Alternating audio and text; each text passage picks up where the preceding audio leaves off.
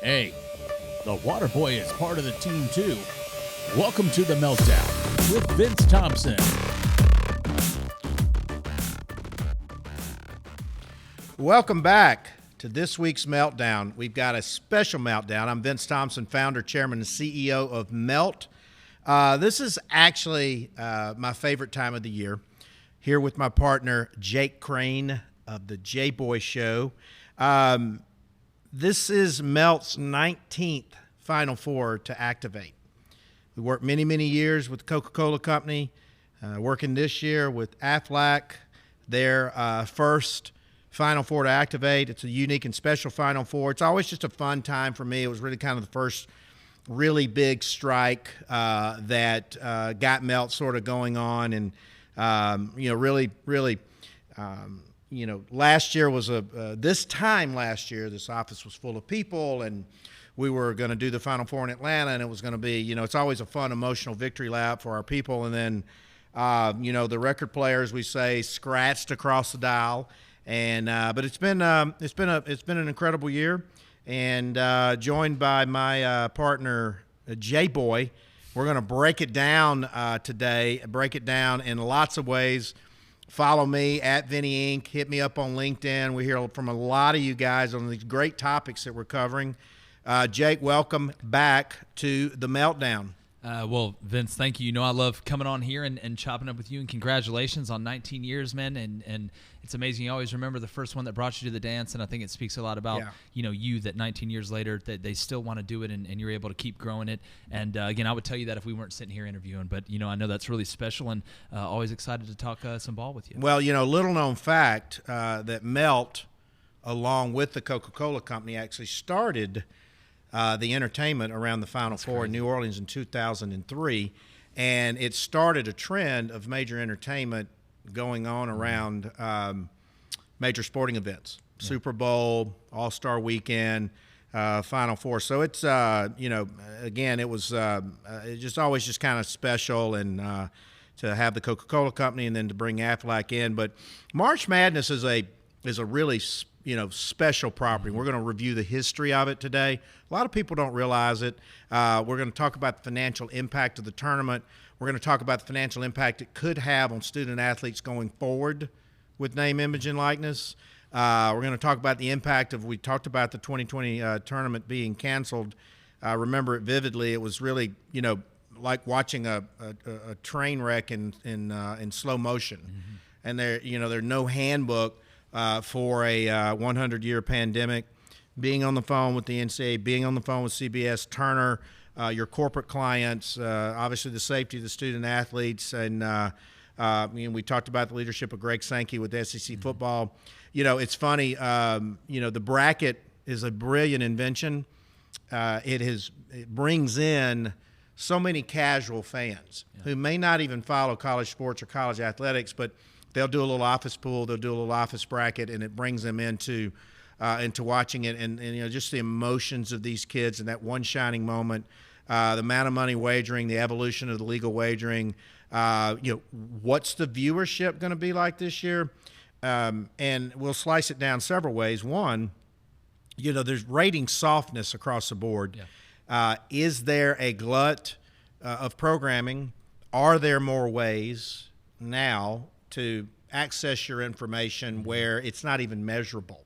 So if you've got millions of people cord cutting in the household, they're rated by Nielsen, you can't find them.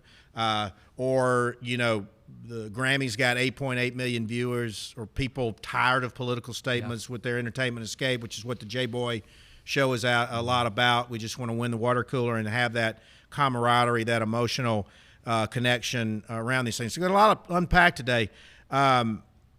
Believe it or not, 1939, and that's an image of Brent Musburger, but I don't believe he covered the first Final Four, but probably damn near close.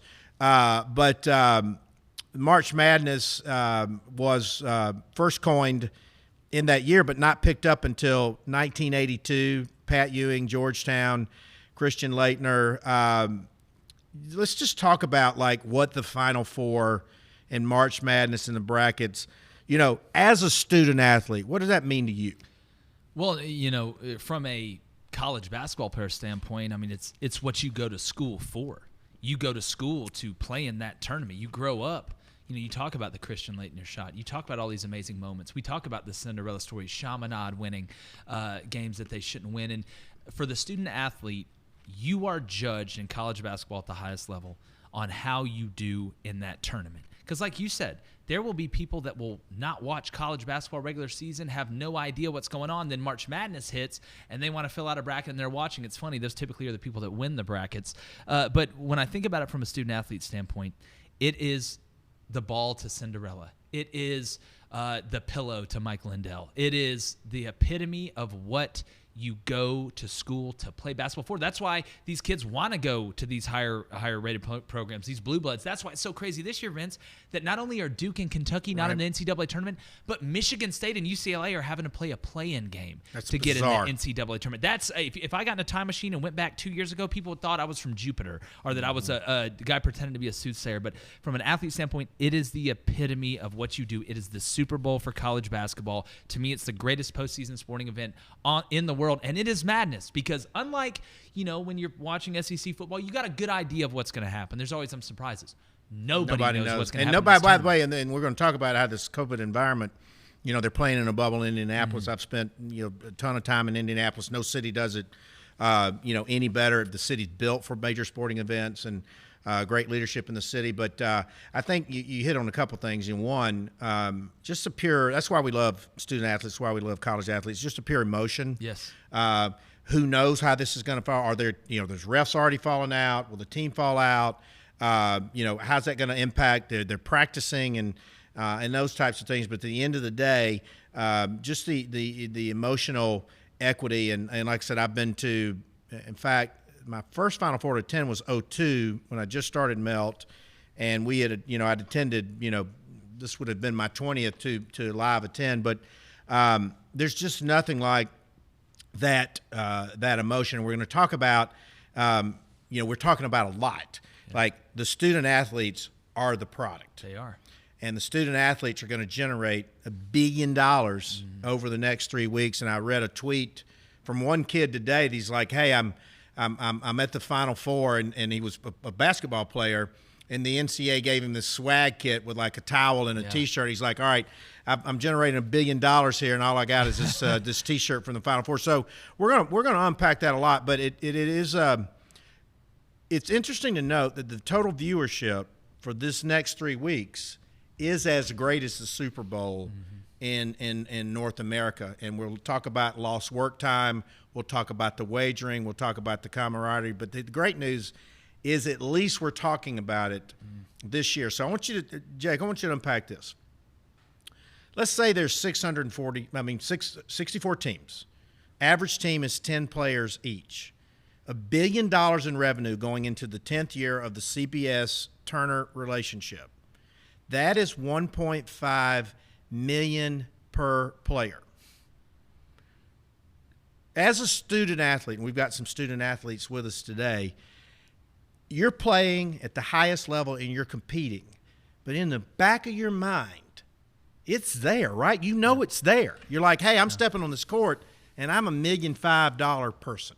And we're not even talking about the women's Final Four and all the other, women's college softball that's on ESPN driving all those ancillary revenues there. It's not only in the back of the mind, it's in the forefront of student athletes' mind now, right? Yeah, well, the student athlete, the mental ability for them to understand what they're worth has done nothing but grown exponentially, especially over the last 5 years, but really over the last 10 to 15 years. And when you're going into a game, number one, these guys are so competitive, these women are so competitive that in the game, you're not thinking about it, this, that, and the other. But I'm sure if you're a guy or a girl that has made it to the Sweet 16 and you keep seeing these commercials of you hitting the big shot, and everybody loves the commercial and it's getting unbelievable reviews and it's a huge moment in the tournament, and you're not getting anything in return for that. To me, and I say this every time I come on here, how can I sit here and say, all right, we're going to sell this merchandise, we're going to do all these things with the J-Boy Show logo, and I want to get paid for it, but you're out here on the biggest stage driving an unbelievable amount of revenue by things that you did. The student athlete nowadays is so much smarter and so much more prepared from the business side of it.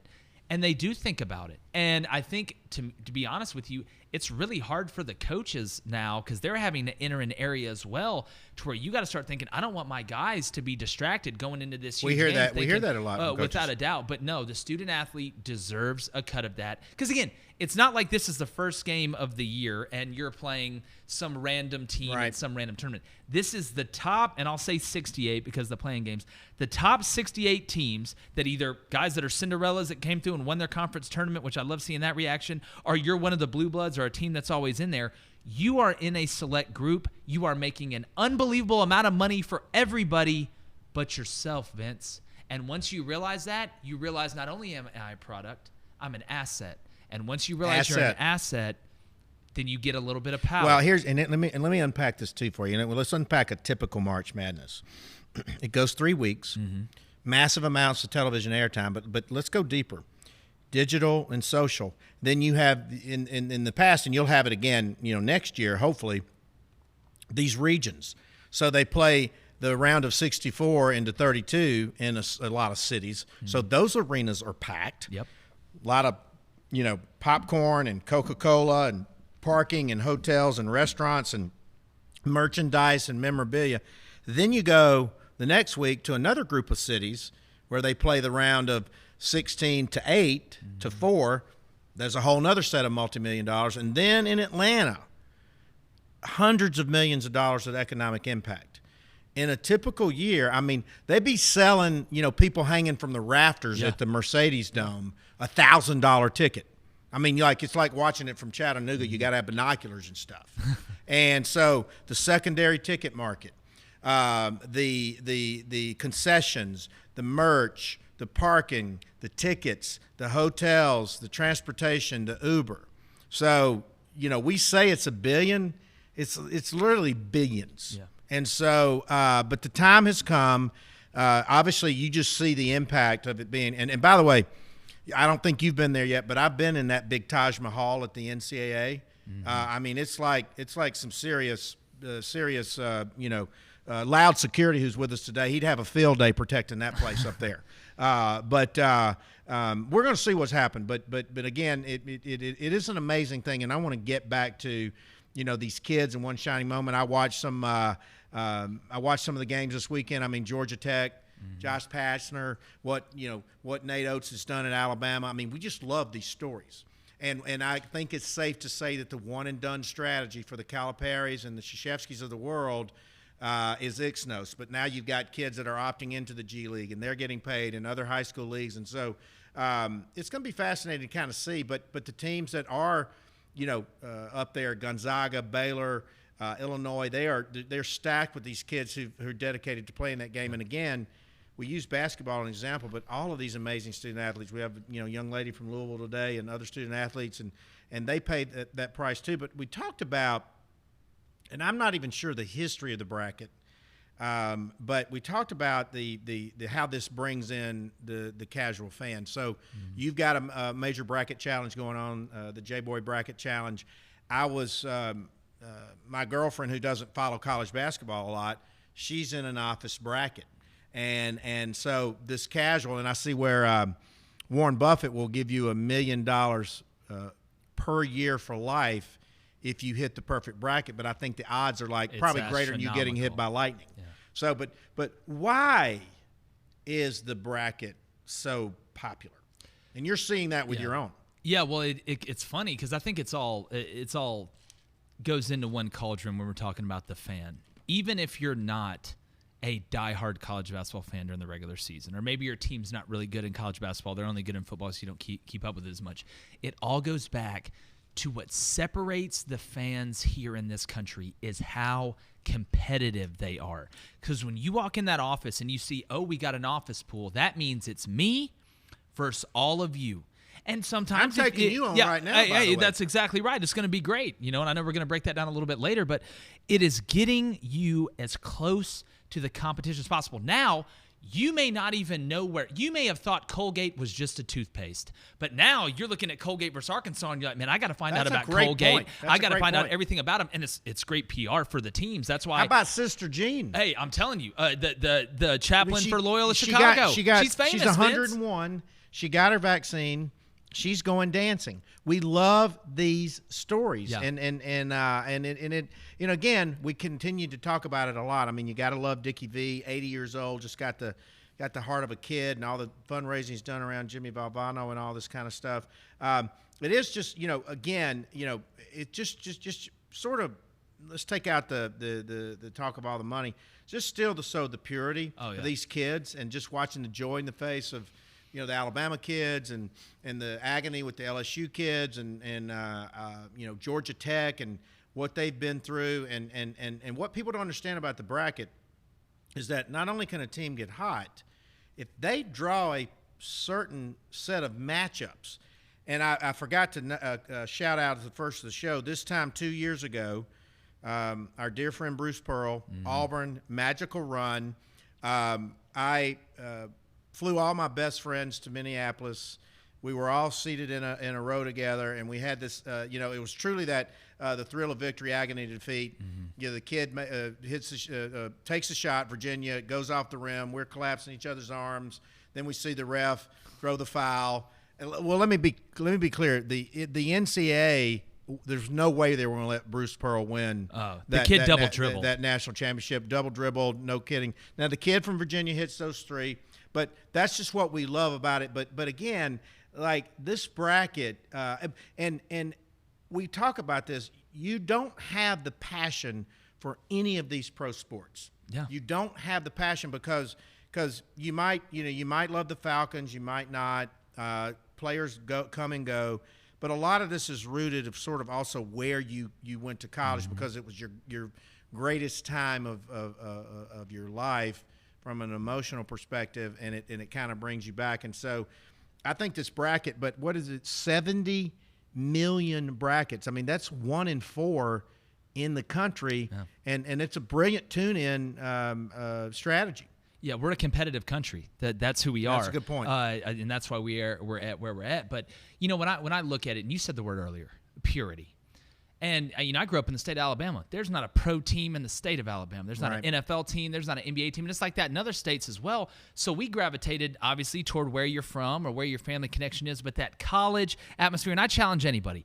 Go to a Georgia football game in Athens, then go to a Falcons regular season game, and you tell me who cares more. It's easy to see. It's not even close. It's easy to feel. Not You can close. feel it outside the stadium. But when you're watching it, and I'll use March Madness as an example, to me, when you see the joy of a team that was not going to be in the NCAA tournament win their conference tournament, the second that clock hits zero and they've won it, just the pure emotion of just making the tournament. Not even just being like, all right, now we're going to make a run. Is that forever you can tell your kids and their grandkids, or if I'm a fan, like I said, of Colgate or somebody random like that, UNC Greensboro, I can look and say, oh, well, hey, North Carolina, I guess we're both in the same tournament, this, that, and the other. And it's so pure because, number one, geographically, a lot of people bind to their teams on that.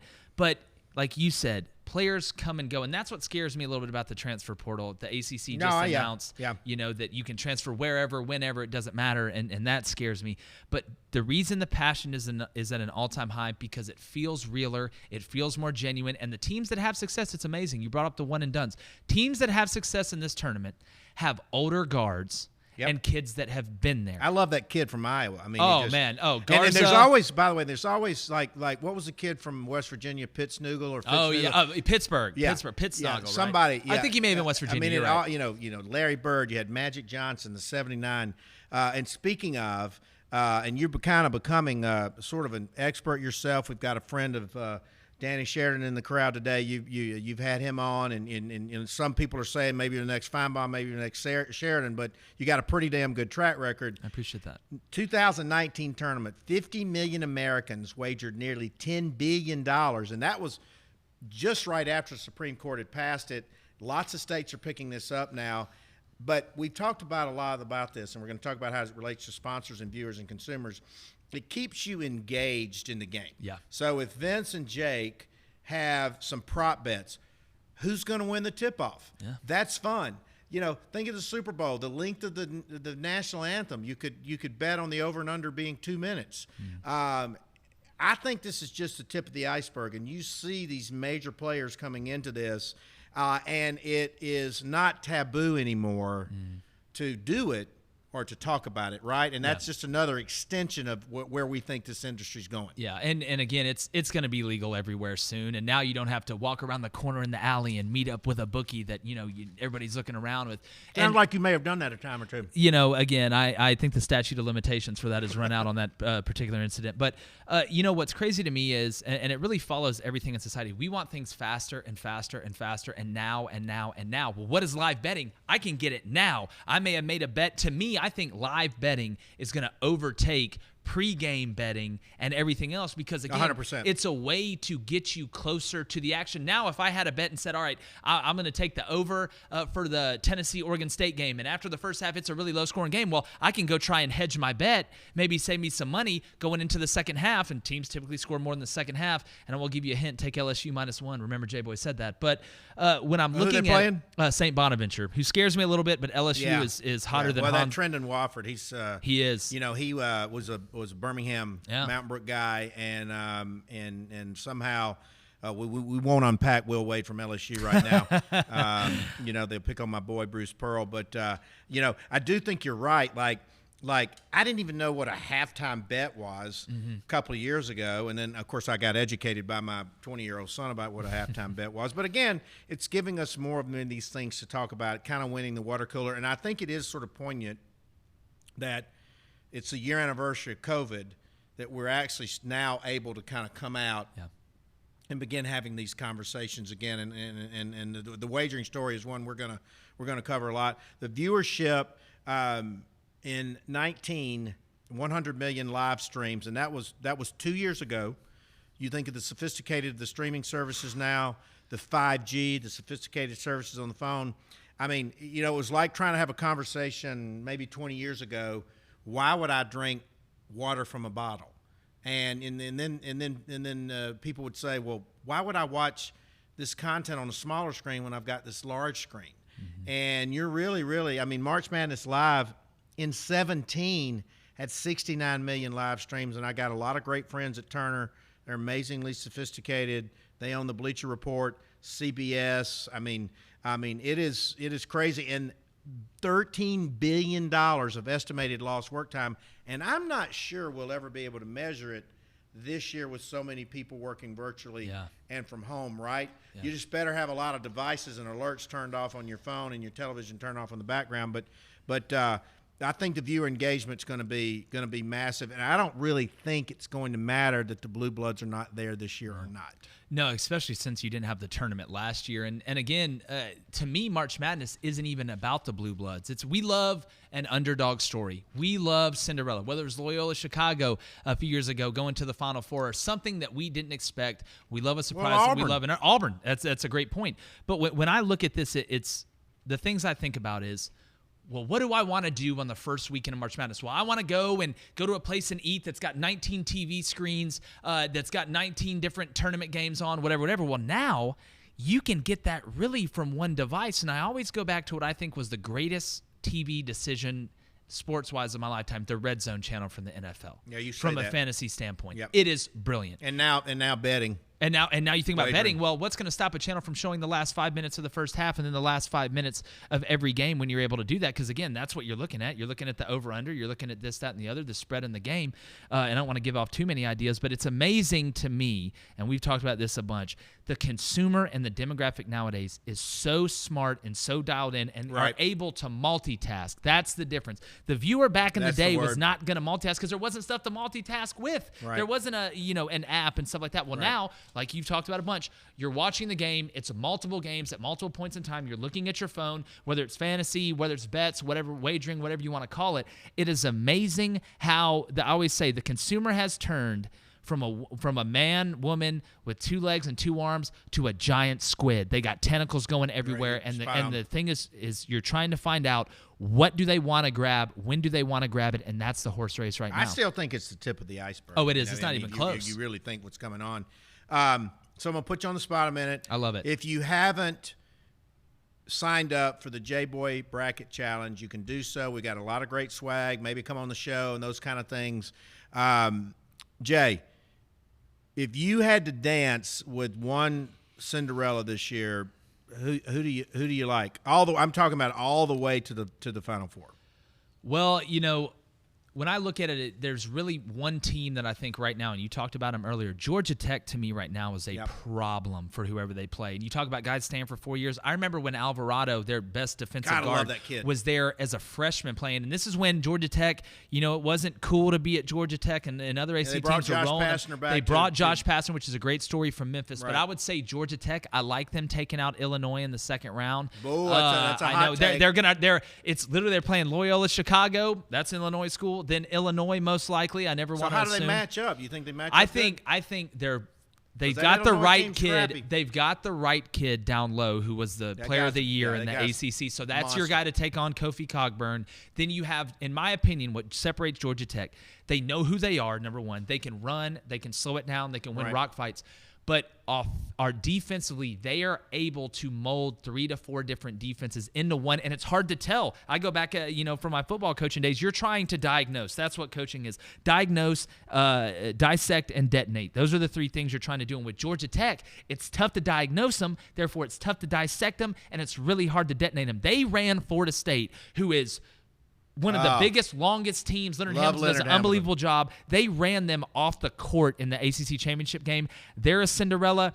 I kind of look around. I really love the way the bracket was set up. Texas Tech is a 6 seed. I know they're probably going to get Arkansas in the second round.